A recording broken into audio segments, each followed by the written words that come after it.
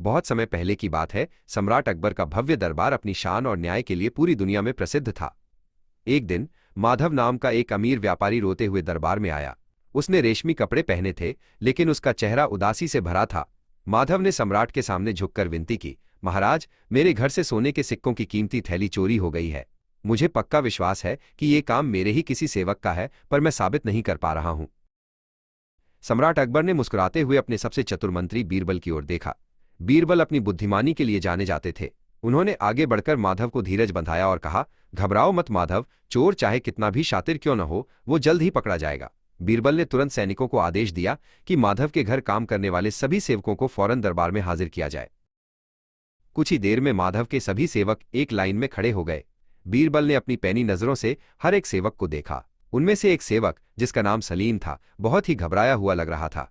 सलीम की आंखें बार बार जमीन की ओर झुक रही थीं और वो अपने हाथों को आपस में रगड़ रहा था। बीरबल ने सलीम की घबराहट ताड़ ली, लेकिन उन्होंने अभी कुछ नहीं कहा। बीरबल ने एक सिपाही को इशारा किया और वो एक स्वस्थ स्लेटी रंग के गधे को लेकर आया। दरबार में मौजूद लोग हैरान थे कि चोरी के मामले में गधे का क्या काम। बीरबल ने उस गधे को एक गहरे काले रंग के बड़े तंबू के अंदर ले जाकर खूंटे से बांध दिया। बाहर आकर बीरबल ने ऊंची आवाज में घोषणा की, सज्जनों, ये कोई साधारण जानवर नहीं है, ये एक अद्भुत जादुई गधा है।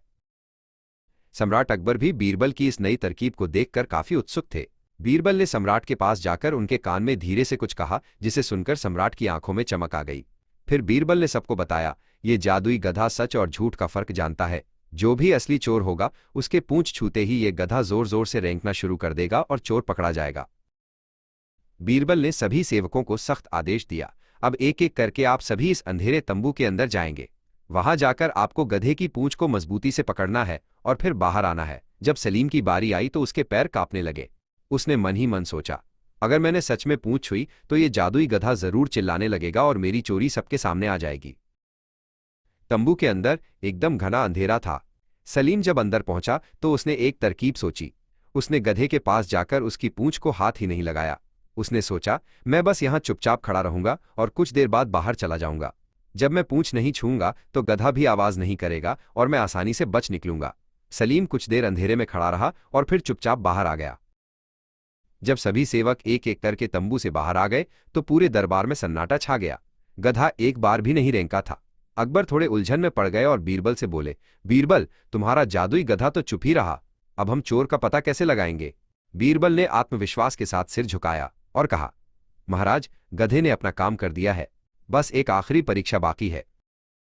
बीरबल ने सभी सेवकों से कहा, अब आप सब अपनी अपनी हथेलियां ऊपर उठाएं। दरअसल बीरबल ने तंबू के अंदर ले जाने से पहले गधे की पूंछ पर काला कोयला और रंग लगा दिया था।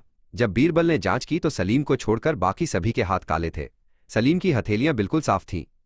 बीरबल ने सलीम का हाथ कसकर पकड़ लिया और चिल्लाए, यही चोर है, क्योंकि इसने डर के मारे गधे की पूंछ को छुआ ही नहीं।